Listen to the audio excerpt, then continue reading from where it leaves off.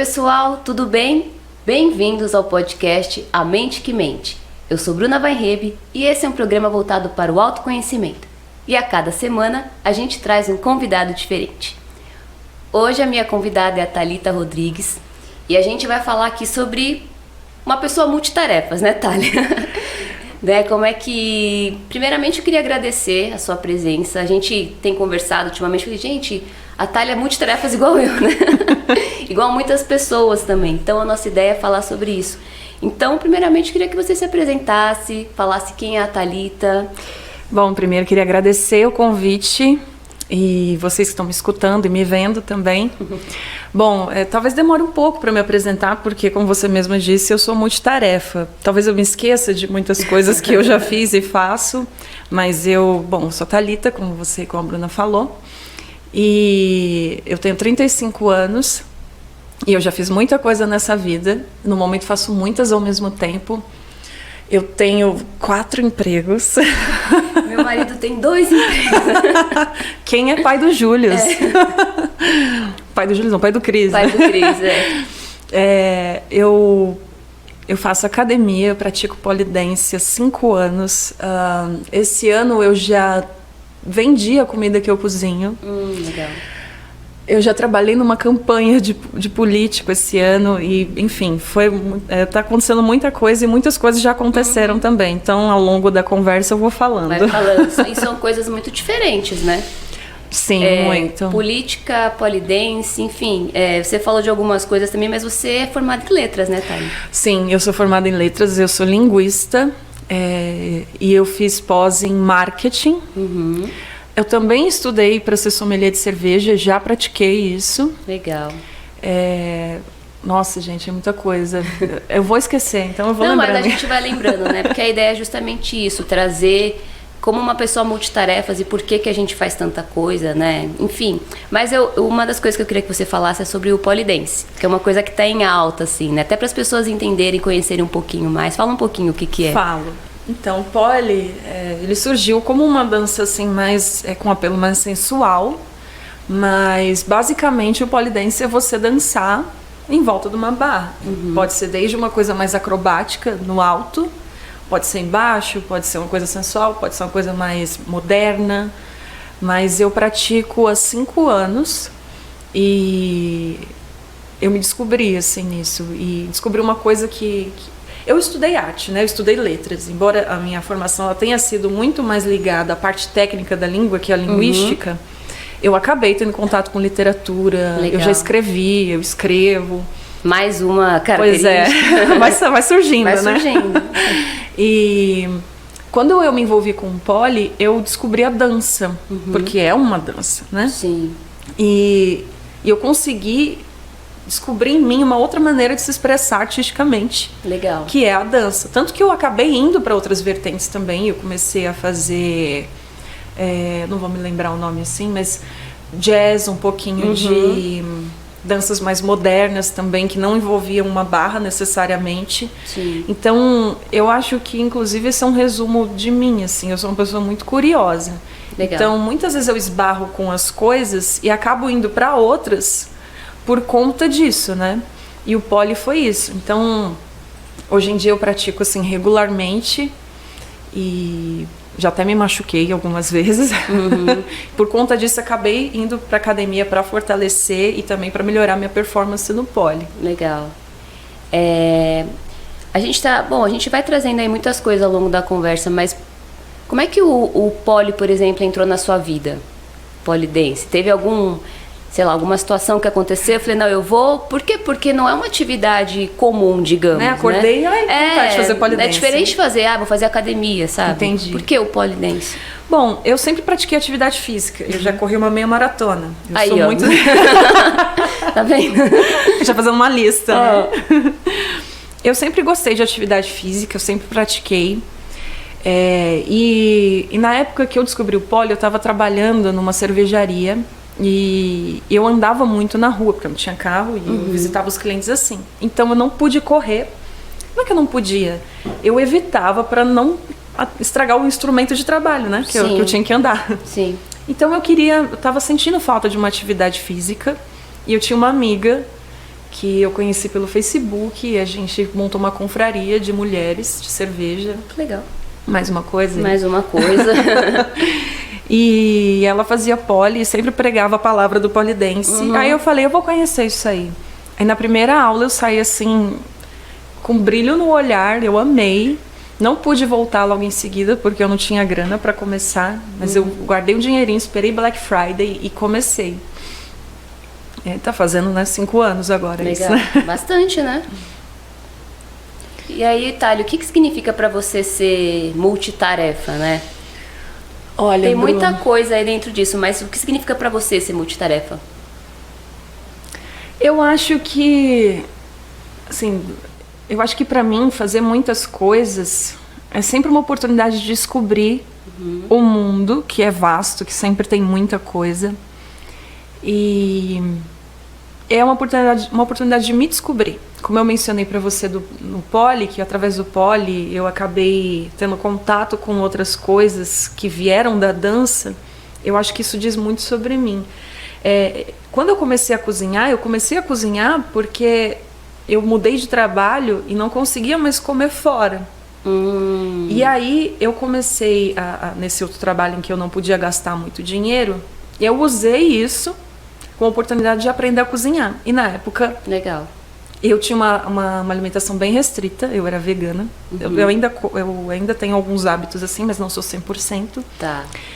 E aí eu sabia que eu precisaria aprender a cozinhar ou entender um pouco de alimentação para conseguir me alimentar de maneira decente e fazendo eu mesma a minha própria comida. Legal. E a partir disso, que foi uma necessidade...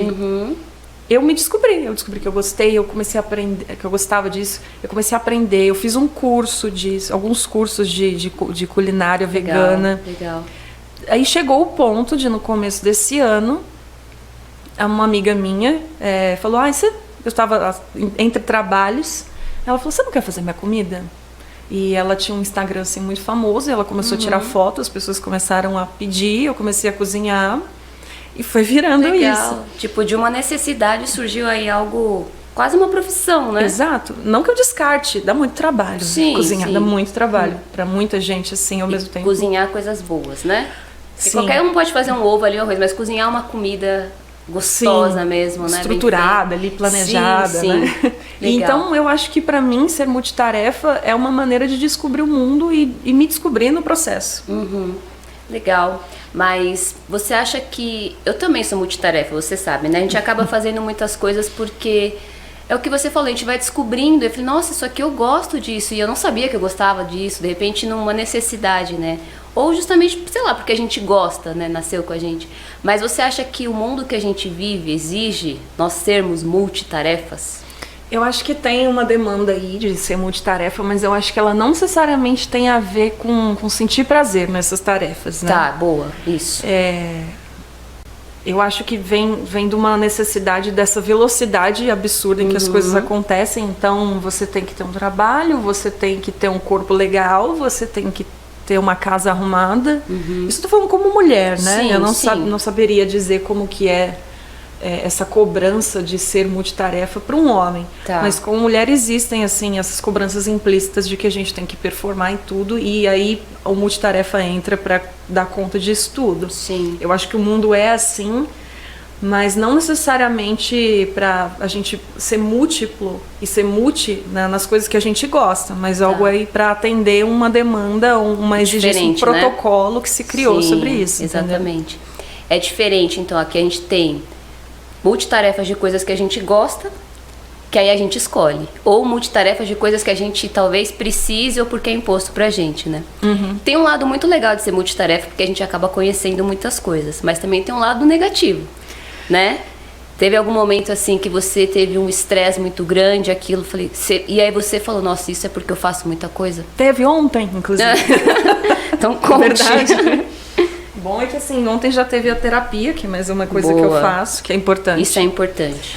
Até pra dar conta, às vezes eu tenho a visão assim de mim de que eu... Sabe aquele malabarista que tá com vários pratos girando assim, segurando ao mesmo tempo, e ele tem que tomar cuidado pra não cair e quebrar? Eu me sinto assim. Mas o lado negativo, o lado sombrio de ser multitarefa é isso, né? Eu acho que eu me cobro para dar conta de tudo. Como você mesmo falou, tem a parte multitarefa das necessidades básicas, que seriam, sei lá, eu me alimentar, ou ter uma roupa limpa para usar, uma casa arrumada, funcional ali para o meu dia a dia. E tem as coisas que eu gosto, que também são muitas. Então, eu fiquei ali naquele impasse de o que eu escolho, sabe? O que eu escolho para fazer, não estou dando conta. E justamente ontem, nessa sessão de terapia que eu tive, ela me perguntou assim, você se permite negociar consigo mesma o que é prioridade? Boa. E eu não permito, né? Eu fico ali tentando e sacrifico o sono, o descanso para dar conta de tudo. E essa frase que ela falou tá ecoando ainda na minha cabeça, até porque foi ontem né? Acho que bem própria para hoje, né? Para refletir. Sim. Eu também tive uma sessão assim e às vezes pode ser, e aqui, gente, aqui não tem fórmulas prontas, a gente está justamente conversando porque tem pessoas que com certeza passam por isso. E às vezes a gente gosta tanto de uma coisa e acaba não priorizando outras, ou às vezes tendo que abrir mão. Acho que o abrir mão é um desafio para quem gosta de fazer muita coisa.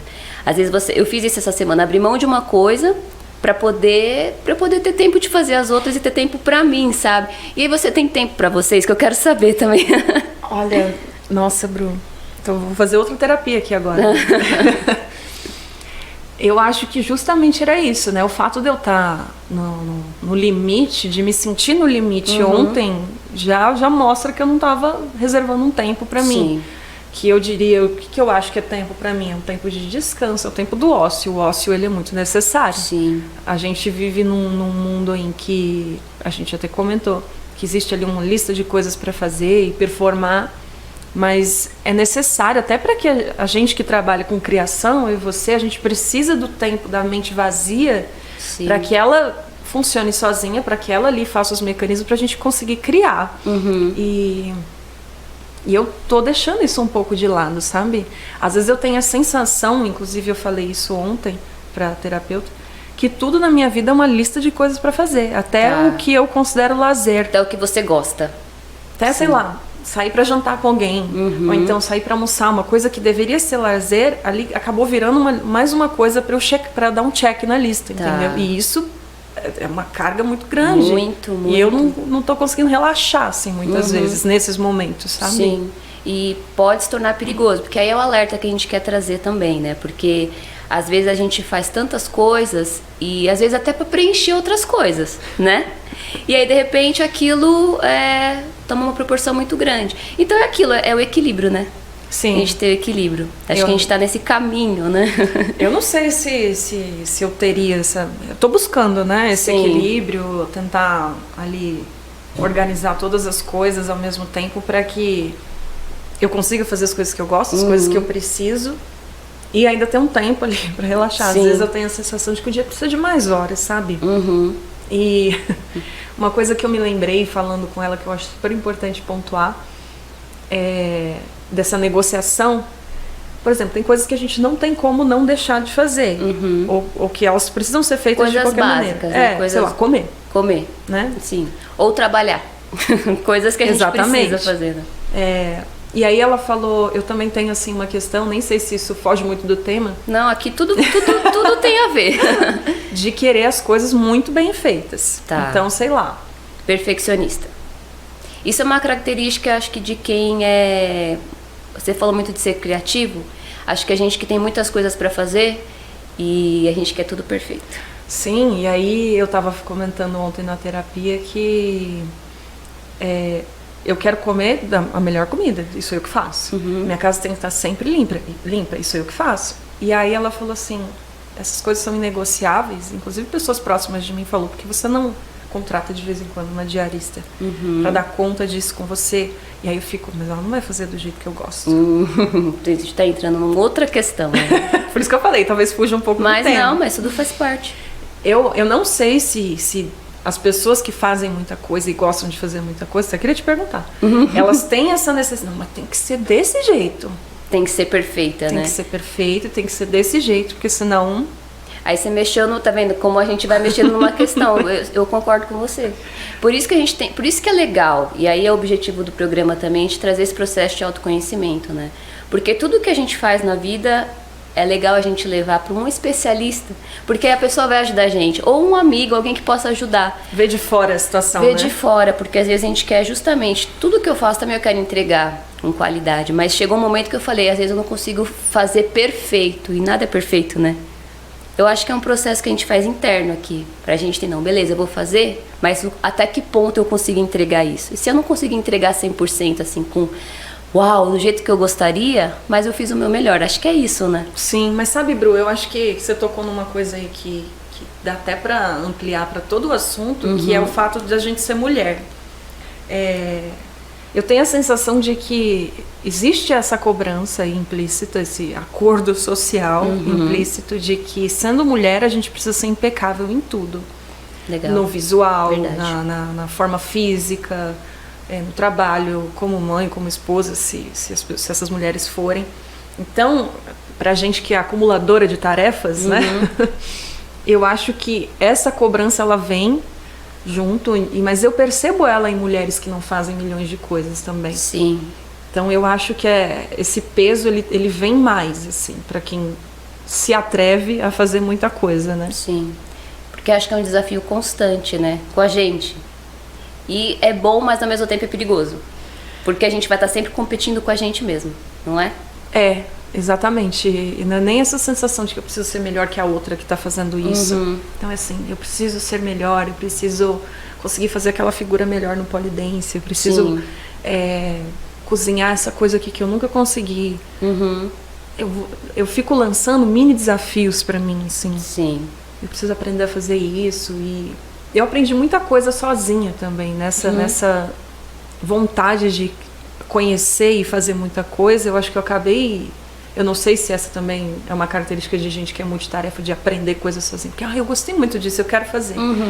Sim, eu comecei a aprender outras línguas sozinha, porque eu gostava muito, eu escutava via filmes e tudo. Eu falei, nossa, eu quero entender o que está sendo falado. E quando eu fui de fato fazer um curso de inglês, por exemplo, eu já comecei no avançado, porque eu já tinha um conhecimento que eu aprendi. E você estudou sozinha? Sozinha. Legal. Mas é legal, é uma coisa impressionante, talvez. Mas eu não sei, eu acho que quando a gente tem um interesse ali, fica tudo muito mais simples, né? Sim, com certeza. Com certeza. Porque vira um negócio, caramba, você aprendeu uma língua, ou então você aprendeu a cozinhar. É porque eu queria, né? Então ficou... Quando a gente quer, fica muito mais fácil, é prazeroso o processo. Com certeza. Né? E não um negócio, não vejo a hora de chegar ao fim, pra eu já maçante, conseguir fazer, né? É. Então, pra mim foi muito simples. Mas eu acho que também, até uma coisa prazerosa pode virar estressante. Porque se a gente foca muito numa coisa, por exemplo, e de repente a gente faz uma coisa legal, mas amanhã a gente tem outra coisa pra fazer. E assim, também não tenho uma resposta pra isso.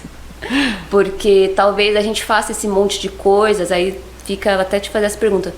Porque talvez a gente queira preencher outras coisas. Às vezes pode ser isso. Ou porque a gente gosta tanto de fazer que se a gente pudesse, a gente faria só o que a gente gostasse. Não é? Mas sabe, Bru, eu vou dividir em duas a minha resposta. De preencher supostos vazios. Eu não sei, eu nunca me questionei isso. Talvez eu leve isso pra terapia, se eu tô tentando preencher algum vazio. Mas eu não sei, eu acho que o começo disso pra mim, de ser alguém que faz muitas coisas, eu acho que veio muito da minha curiosidade, assim, com as coisas. Sempre fui muito curiosa. Meus pais sempre falaram que quando eu comecei a falar, eu perguntava, o que é isso? O que é isso? O que é isso? Eu sempre fui muito curiosa. E conforme eu fui crescendo, eu tive uma criação assim que minha família não deixava muito eu sair, enfim. Nem é negativo, nem é positivo, mas eu sentia muita vontade, assim, de ir pro mundo, assim, sabe? De, o que é isso? Eu quero ver o que é, eu quero experimentar essas coisas. Então eu acho que isso é meu. Eu não sei se eu tava querendo preencher um vazio, nem sei se eu tô, mas eu acho que eu sempre tive essa coisinha dentro de mim que foi crescendo de querer conhecer as coisas, né? Eu não lembro a segunda parte do que você falou, que eu ia dividir em duas partes, mas enfim. Não, a gente tava falando dessa questão de ser multitarefa, enfim, até eu fiquei prestando atenção em você, acabei pensando, mas a gente vai achar. É isso, ser multitarefa também aqui dentro. Isso causa ansiedade. Isso causa ansiedade. É legal a gente falar isso também, porque fazer muitas coisas, e mesmo que você faça uma coisa, mas às vezes é uma coisa que demanda muita, pode causar uma ansiedade muito grande. E aí que é legal você falar desse processo terapêutico, porque isso ajuda a gente a diminuir essa ansiedade. Porque quando a gente faz muita coisa, a cabeça fica mil, né? Sim. E aí acho que diminui isso também, a gente tentar diminuir essa ansiedade, né? Mas estava falando, eu tinha te perguntado da questão de ser multitarefa, se pode ser para preencher alguma coisa, ou de repente você querer fazer muito uma coisa, mas às vezes a gente não consegue se dedicar 100% ao que a gente gostaria de fazer. Você comentou de querer fazer as coisas só que a gente gosta, né? Sim. Eu acho que a natureza humana, a gente busca muito prazer, mas a gente precisa de obrigação. Eu acho para equilibrar, assim, porque você, sei lá, vamos imaginar alguém que só faz o que gosta, se é possível isso.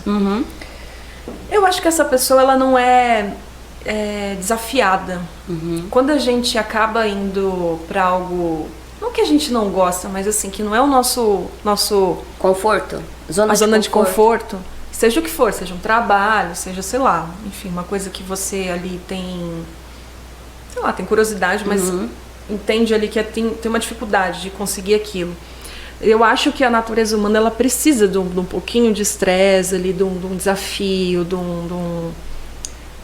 uma coisa assim mais frustrante, porque a gente vai melhorando através disso. A vida não dá para ser só coisas legais. Sim.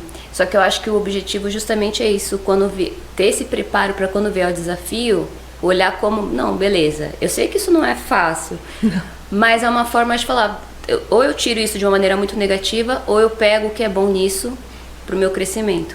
Aí você falou, esse é o principal desafio, acho que de qualquer pessoa, mas principalmente de alguém que busca muitas coisas e fazer e concluir e alcançar muitas coisas. E eu acho que essa é uma das questões para mim, assim, eu sempre fui muito ansiosa.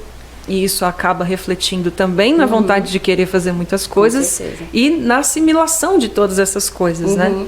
Então, eu sempre tive essa questão, inclusive ontem, falando na terapia, isso veio à tona, né? De eu quero dar conta de tudo, abraçar o mundo. E foi o que você falou, reconhecer a limitação que a gente tem.